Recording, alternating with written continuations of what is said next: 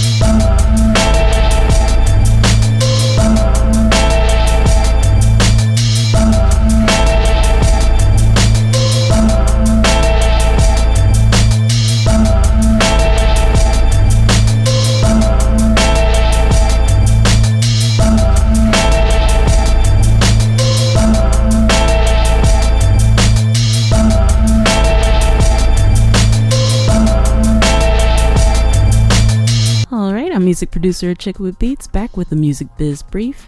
First up, AI-generated music now makes up 44% of daily uploads on Deezer, equating to roughly 75,000 tracks per day. It only accounts for 1 to 3% of streams, with about 85% of those plays flagged as fraudulent and demonetized. In response, Deezer is limiting distribution and detection, while Spotify and Apple Music are leaning on AI disclosure and metadata transparency. Sam Altman's World project is entering concert ticketing with a concert kit tool that requires fans to verify themselves using biometrics, like iris scans or selfies, to access bot-free ticket allocations. Early tests include shows tied to Anderson .Paak and 30 Seconds to Mars, highlighting concerns of a new trade-off between fair access and fan data privacy. Amazon Music has partnered with Bandsintown to embed live concert listings directly into artist profiles, letting fans view tour dates, venues, and ticket links inside the app with ticket purchases routed through Bandsintown. The integration, already rolling out across iOS and Android, also extends to festivals, venues, and promoters, following a similar move by Apple Music as streaming platforms turn artist pages into live event discovery hubs. And finally, Universal Music Group is building a growing AI patent portfolio focused on controlling how AI-generated derivatives of music are created, approved, and monetized. It includes systems that require rights holder approval, apply digital watermarks, and restrict distribution to specific platforms, aligning with its walled garden approach. The framework also outlines automated royalty splits and expansion into AI-generated merch, as the industry debates how to balance fan creativity with artist control and revenue protection. Alright, that's a wrap for the Music Biz Brief. I'm going to take a quick pause for the cause, and then I'll be back with my special guest, Tigmatic, right after this. Keep it locked.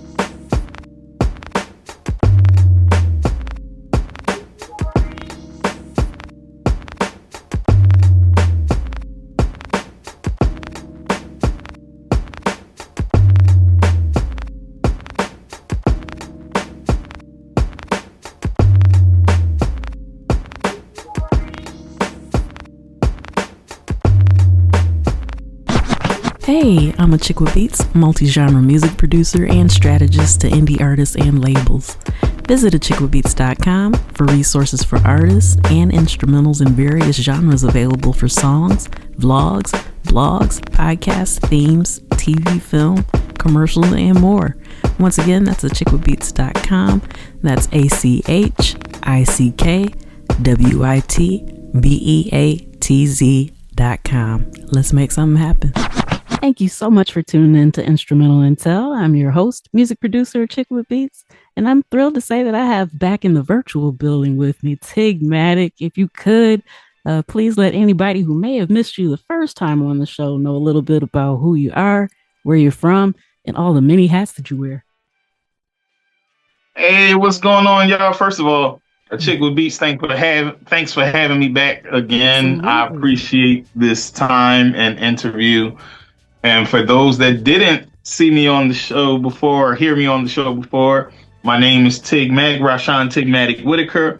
I am an artist, an actor, a producer, and an activist. I am head organizer for Black Lives Matter Grassroots North Carolina, and I reside in North Carolina, but I am from Philadelphia, PA. All right. Lots of places with rich history and whatnot.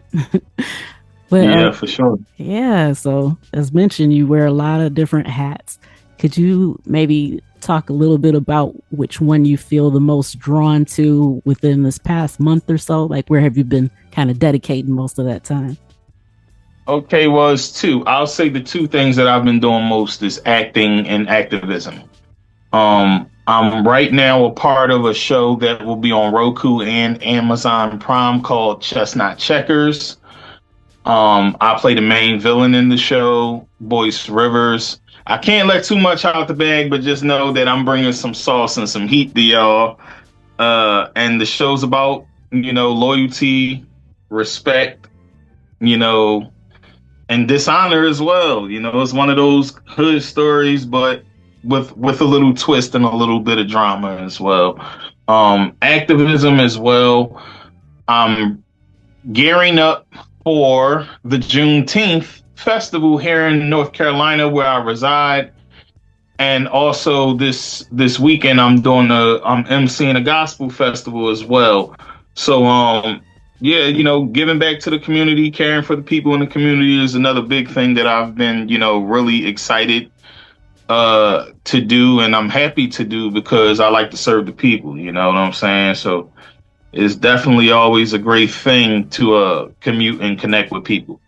Yeah, absolutely. Especially as an artist giving back, it does happen, but I feel like we don't really hear about that as often as we used to. Like how hip hop was kind of about the community and, doing some of the things that you're doing and looking after each other. Is that something that you could see like changing maybe in the future to where we might see more artists giving back? Yeah, I think it's there's a shift coming. When we got artists like myself, we got artists like D1, Miami, the girl Miami, the Christian rapper. It's all different types of artists that are starting to feel the shift and nod to understand that, the people are what make us in the first place. But not only just that, our communities are in need of leaders and people to help marginalized communities. And if we don't do it, who else is going to do it? You know what I'm saying? So it's important to really step up and want to be a change in your community, especially if you're from there. And even if you're not from there, like myself, I'm not from North Carolina, but I moved down here and became a pillar of the community. I'm also a part of the Juneteenth committee as well. And a part of that is making sure that things are good for the people. Yeah, that's definitely important, especially in, the current situation that all of us are in. So it's good to, have people kind of looking out for each other, if you will. You mentioned MCing the gospel festival. You want to tell us a little bit more about that? How you can. Well, yeah, this is my first time doing that, and that's also going to be in Lumberton, North Carolina as well.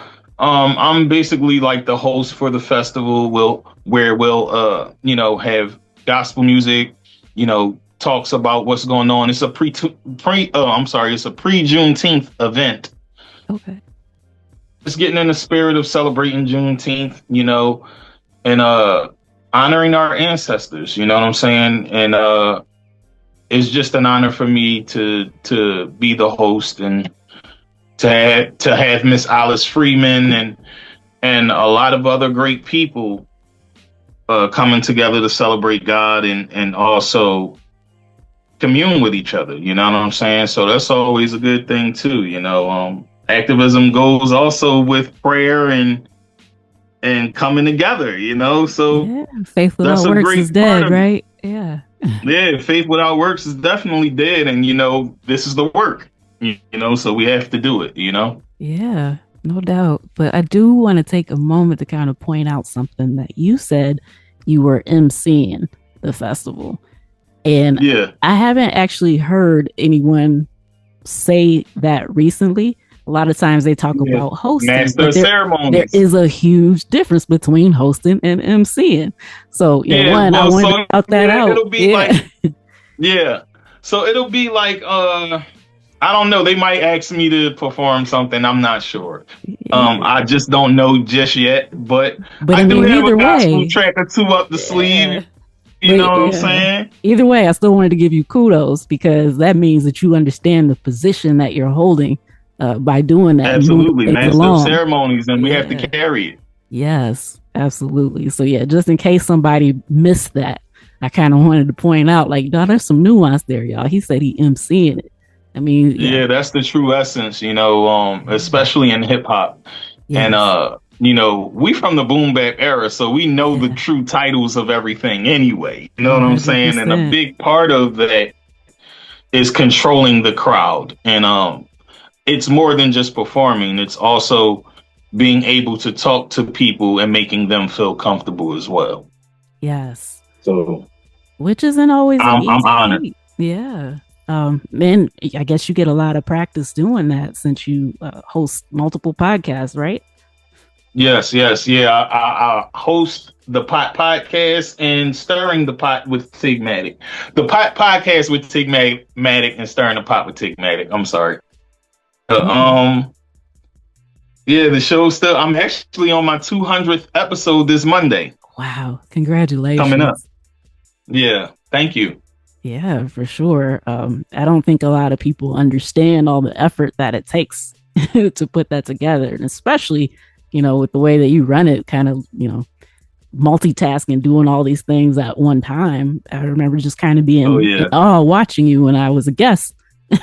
At one point, because I'm thinking, man, I'd be going crazy if I had to do this live. But yes, there are a lot of moving parts, but I enjoy it for the most part. I can't wait until I get to the point where I do have help and I don't have to do it all on my own. But right now, I feel like God has put me in position to be a one-man band and be able to carry it without, any hiccups or mess ups. And for the most part, you've been on my show, I make people feel comfortable all while still conducting an interview and playing videos and running banners on the screen and everything. Yeah, it's a lot, but it's fun at the same time. And I really enjoy it. I do it on my downtime and it relaxes me a lot. Okay. Well, yeah, it definitely comes through. You can tell that you enjoy it. So we switch gears a little bit and go back to the artist side of it. When did you decide, like, okay, I really got something here. Like, I can produce, I can rap, I can rhyme. When was that moment for you where you're like, yeah, I got to keep doing this? As far as the rapping side or the producer side? Which side? Both. Okay. All right. So I'll start with the rapping side. I found out my talent for rapping. I was about 9 years old, but I started to take it serious. I would say about 13 or 14 years old. And I was in a rap group in Philly called Triple Threat. We got close to getting signed, but then, things as far as egos got in between things in the group and we dismantled before we could even sign the ink. But within that time, I still took music pretty serious and I started to rap with this group called Lions Den Records in Philly. And shout out to Nasty Nate, Doubling the Balls, Blaze Pro, and Bullet D Gray, and myself.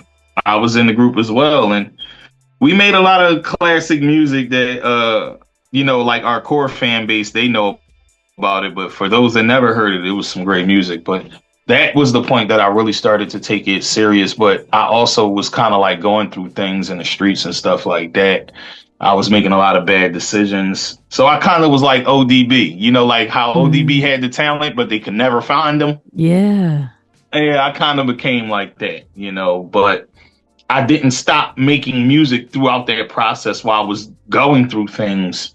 And when I finally decided to slow down a bit in South Philadelphia, I had my own studio, and that was the moment where I started making beats. I already was making beats, with Lions Den, but I started to really hone in and start making beats on like you and I was just actually talking about it, FL on the DR 770 and things like that, and the keyboard. And I just started to really realize like, yo, I can really, really do this. And then started to do some shows throughout the city, and it was a great time, but I just didn't I couldn't keep myself focused. The producer side, I felt like it was more like a gift that came natural, because I was one of those kids in school that used to get in trouble for making beats on the tape. Yeah. You know what I'm saying? I would constantly make patterns and beats on the table. And once I got introduced to software where I could do that and then hook the keyboard up and go for it, I was really in tune. So, that's something that I stuck with. And the person that taught me, his name is Smuck. He's my old head. He taught me how to make beats. He's a monster with the beats as well. And then it was kind of like the student outgrown the master. You know what I'm saying?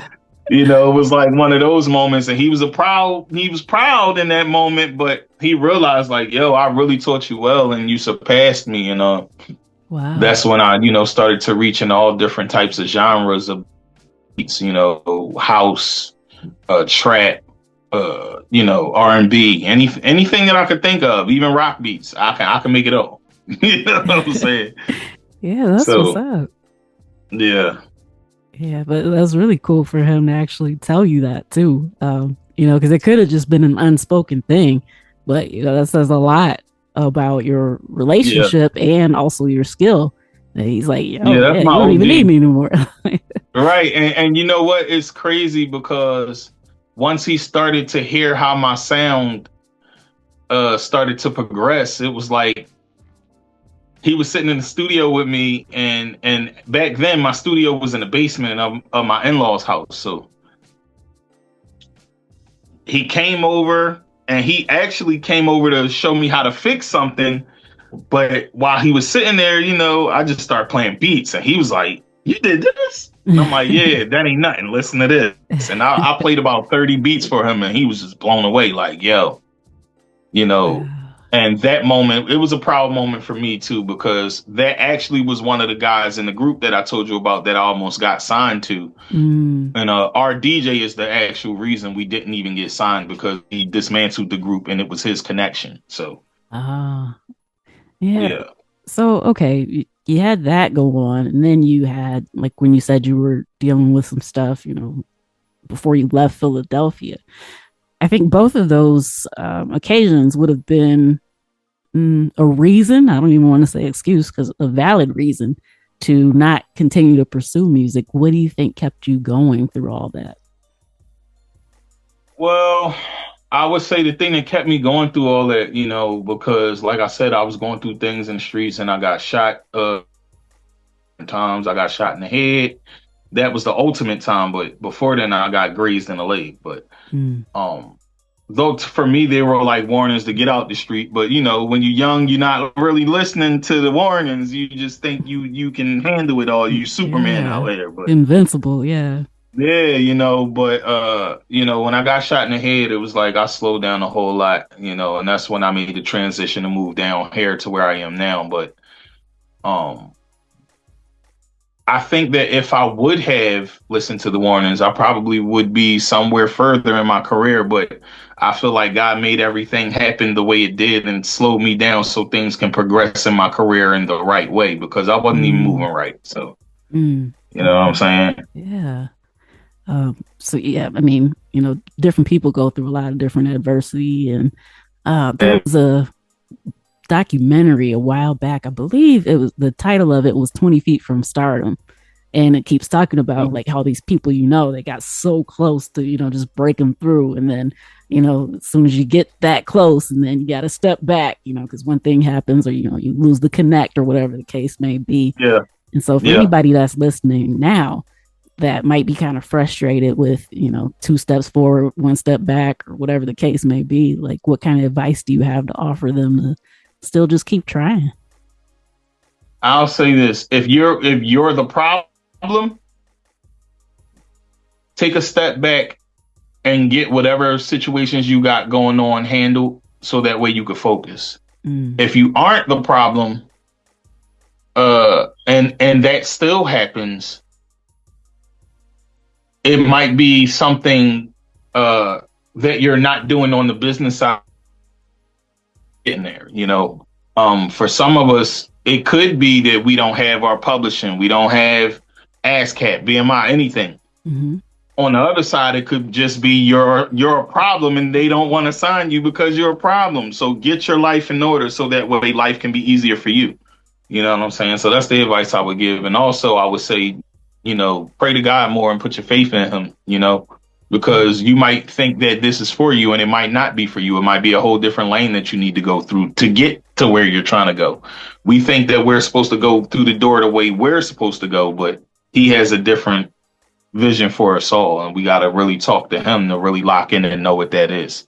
Mm. That's a gem right there. Yeah. Appreciate you sharing that. All right. So, okay, we've talked a little bit about how you got started and you found out that you had a talent for rapping when you were 9. Who were some of your early influences around that time frame? Whether it's Oh famous man, people or people that you were just around, whichever, or both. both. It was both. So like I said, my old head Smuck because he made beats. The guy that ended the whole situation, he was our DJ, but I still looked up to him because he also could rap and he could scratch. For me that was amazing. But as far as celebrity people, I'm influenced heavy by LL, Busta Rhymes, Jay-Z, a little bit of Eminem, Big Pun, Mm. Nori, not the podcast Nori. Yeah. Like I know Nori was on fire back in the day, Yeah. Scarface, 8 Ball MJG, I can go on and on. There's so many Coogee Rap, MOP, Mob Deep, State Property, Beanie Siegel. Uh, I can go on and on with Cassidy, definitely a big one, and yeah, that's probably and Will Smith Okay. and Gilly and Will Smith too. Yeah, All they right. was people I listened to a lot.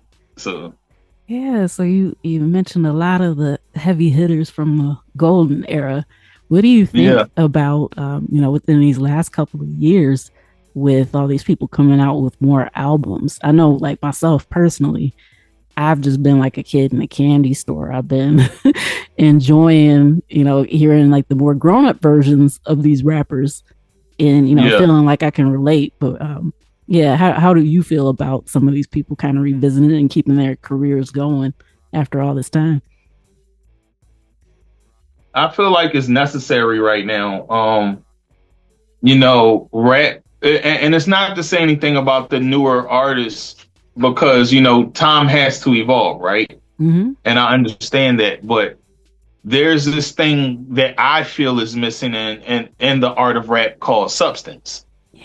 You know, Yeah. uh, hip hop music right now is over sexualized, it's over glorified with money, and that was a part of hip hop. Yeah, don't get me wrong, that's a part of hip hop. But there were other key aspects of the art that are Yeah. missing, like the things that's going on. We still have newer artists today that speak of those things, like a Kendrick or a J. Cole, but um, and a locksmith, or we still got the OGs like Styles and Kiss, but Yeah. um, that's what's missing. The metaphors and the bars is not like they used to be. A lot of things are dummied down. So I feel like them coming out now, the older artists coming out now, is definitely needed, because then they can show the younger talent how it's really supposed to be done, and hopefully they can take that, learn from it, and make a new sound with it. Right. Um, Right. that's what they should aspire to do anyway, because the OGs came before them, so they have to carry the torch in a way where there's a new sound, and the essence doesn't die out. You know what I'm saying? Right. Right. So yeah. Yeah, one of the biggest things that I think is, like you mentioned, yeah, there was talk about, some of that stuff back then, but we got a variety of it that wasn't all that was kind of pushed on us. Where now Right. mainstream is Everybody so didn't sound the same either. exactly, like half the time I don't know who it is because they sound like someone else. And honestly, it's been the same thing with some of the singers too. Like no Yeah. distinctive voices, or yeah. So yeah, it's unfortunate that I guess like the labels or whatever kind of pigeonhole people into this formula, so it's almost like that's all people get fed. But that's one of the things I Yeah. miss the most, is just the variety that we were exposed to. So whether you were watching Absolutely. Yo MTV Raps or Rap City or whatever the case may be, you got to see different walks of life, hear different stories. Everything wasn't all the same. And yeah, Yeah. so Yeah, that's one that's of the that's big what I'm on a things. mission to do, to bring that feeling back with my podcast, especially Stirring the Pot. It's going to be it's a countdown show, so I'm going to play videos of artists where none of them sound the same. There's all Mhm. different types of artists out here, independent, and that don't sound like the rest of the industry, and that's what we really need right now if we want to keep this thing called hip hop fresh and new for people, because it'll fizzle out real quick, which is why there hasn't been a number one rap song until T.I. came out with Let 'Em Know. Yeah.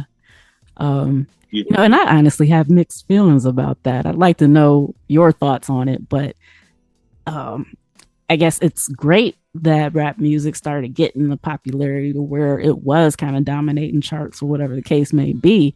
But at the same time, I feel like it's kind of good that that's not happening, because that means more people are actually being true to what they want to do instead of trying to fit the formula. I don't know. I'd love to hear your thoughts on it. Yeah, I agree with that. I would agree with that, because now it means that you can't try to follow behind someone else's footsteps. You really have to be original in order to get yourself into that top spot. T.I. got into that top spot by being himself and doing what he usually does. Now, he hasn't had a number one in years, you know what I'm saying? Yeah. But the great thing about that is he kept to his original format. He did not try to conform to today's time, Yeah. and stuck with what he knows best. Yeah. And it was a great thing, because his originality is what made it go to number one. And of course, the whole situation behind it with him in fifth, but Right. that definitely boosted it. But in the same sense, it was to let people know, like, yo, I know this is how we do in Atlanta, and this is what it is. So we got something to say, and that's how it really should be when it comes to hip hop. When an artist come out, they should have something to say, whether it be repping their city and letting people know, like, hey, we ain't sweet out here. This is what we gotta do. Or, look, I'm this artist. I won't change. I won't capitulate to what y'all say we should do. I'm gonna do it my way. That's what's really missing right now. Yeah, absolutely. I actually kind of feel what you just described. I felt like the Eclipse album did that as well. So like it sounded Absolutely. fresh, but it was still what we knew them for. And yeah, I just Absolutely.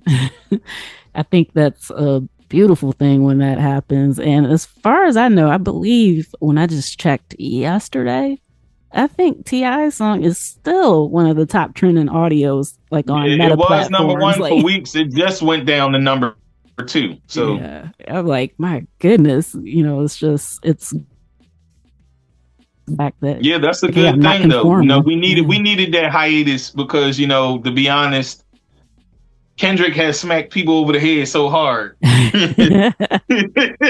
with some real conscious music Yes. that now that he took a seat back, somebody had to fill that void. You know what I'm Yeah. saying? Yeah. Now like I know the next thing for T.I. is to have that follow up song, and then it made Ludacris come out back out the woodwork. So, it's an exciting time right now. Yeah. Yeah, it's a very exciting time right now. So I just can't wait to see what's going to happen in the next few months. Yeah, same. It's like, hip hop had a hard reset and I'm here for it. And even like how Yeah, you mentioned, repping the cities. So I understand with the internet being what it is and everybody having all this access to stuff. Yeah, some stuff is going to kind of blend, but I really do miss having the regional sounds, depending yeah, on the area that you're in. So me coming up like in the 90s, I'm born and raised in Michigan. We didn't care where the music was from if it was hot. So it wasn't like, no, oh, I only listen to East Coast. I only listen to down South. I only listen to West Coast. We loved it all. right, If it was hot, it was hot. And again, that right. still goes back to the variety. So yeah, I'm hoping more and more artists are more comfortable with where they're from, their area can actually still kind of represent that instead of trying to sound like, what's been hot over the last. Let's keep it real. Sound like the South. Yes. Yeah. 100%. 100%. Like even some of the Everybody's New trying to York sound like rappers were Atlanta doing right that. now. Yeah. Everybody, even New York. Yeah. And I think it's time. Well, Griselda is the only one who's held it down with that gritty New York sound. Yeah. They did They've done not a great conform. job with that. Yeah. And then we got our OGs. Wu Tang is about to come out with their one last album. Yeah. So I'm excited for that too. Meth has already been holding it down. Redman's been holding it down. Ghostface holding it down. I'm holding it down. I got my little song that sound like the South, but I also got some original sounds is about to come out with some visuals as well. So Okay. Yeah. Well, yeah, can you tell us when we can be expecting that? this summer, I'm gonna drop maybe 3 songs this summer. I dropped the Forever I'm Lit song. Now I have the I'm Chosen song produced by the same person. It was produced by Foolish Sounds 41, who's made tracks for Love and Hip Hop, Trap Dicky, Boosie, and many more. But I got some heat coming for y'all this summer, and my activism is the forefront, but my sound is about to change because of that.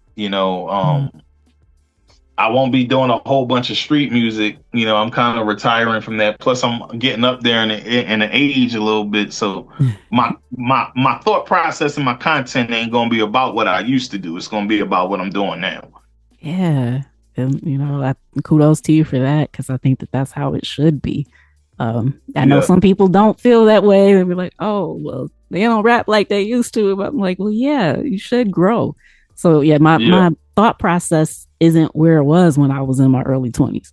Don't get me wrong. I still like to listen to some of that stuff. But, sometimes I want something I can actually relate to or something that I'm comfortable playing, with family around, aunties and, in-laws and all that stuff. So, again, we gotta have something for everybody. Yep. Varieties. I might even come out with like a little country step song. You know what I'm saying? So I'm trying to switch it up a little bit.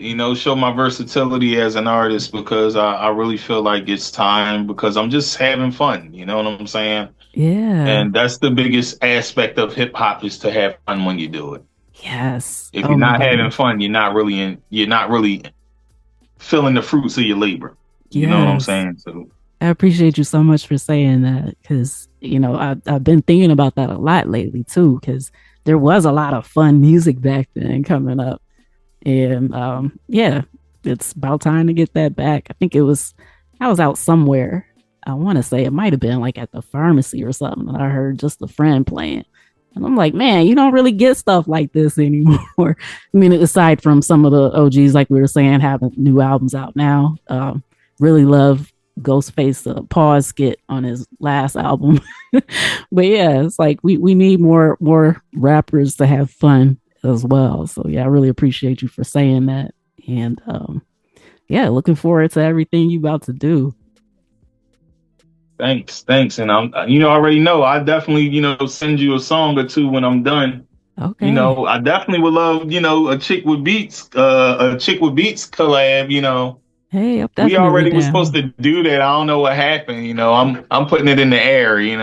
Hey, I'm down. Yeah, sometimes I just need a reminder because I get a little sidetracked juggling so many things. But yeah, I'm definitely down. Anytime you need me, let me know. For sure. All right, this time Definitely. flew by, and I want to make sure that you have time to let everyone know everything that they need to know about you. Because, like I said, you're doing a lot of things, and so I want you to be able to share whatever it is that you want to with the audience now. Yeah. So, um, my show, the podcast on YouTube, um, podcast with Tigmatic, and it'll pull up with both of my shows, Stirring the Pot and the Pot. Also, the show Chestnut Checkers, you'll be seeing that this summer. It's a Roku series. It's a great show with an amazing cast on Amazon Prime and Roku TVs as well. And you can catch me at the Juneteenth festival the 19th at WH Knuckles. Come out, have fun, bring your family. We got things for the kids. We got literature, everything you need, folks. So I hope y'all can come out if you're in North Carolina and you want to just have a little fun on Juneteenth. Spend it with me. I'm out there. I'll be on the mic, and I'll also be, out there with the rest of my chapter. Black Lives Matter Grassroots is Black Lives Matter. And I want to say thank you for having me on A Chick with Beats. It's awesome that your show is still moving and booming. As I say, you already know. Mm-hmm. But your show is definitely dope, and it's one of a kind. So great things you're going to do over the summer and, the rest of the year as it goes on. Well, thank you so much. I appreciate that. And I appreciate you for taking the time to come out and share. Shout out to Fabian for connecting us. Shout out to Fabe. That's my guy. DDS, we in the building. Going in radio also. Make sure y'all tap into our station. Going in radio for sure. Right. And so again, doors always open for you to come back. If I take too long, just be like, hey, chick, it's time for part 3. And then, yeah, we'll get it done. For sure. All right. Thank you. For sure. Well, thank you for having me. All right. That's a wrap for this episode of Instrumental Intel. I've been your host, music producer, Chick with Beats. And once again, I want to thank you for tuning in. I'd like to thank my special guest, Tigmatic, for coming through and dropping all those gems. I'd also like to thank my home station, Grander Radio, out of Grand Rapids, Michigan. Make sure you come back next week. I got more goodness lined up for you. So, till next time, you know where to find me. Tune in, tell a friend, and I'll see you then. Peace.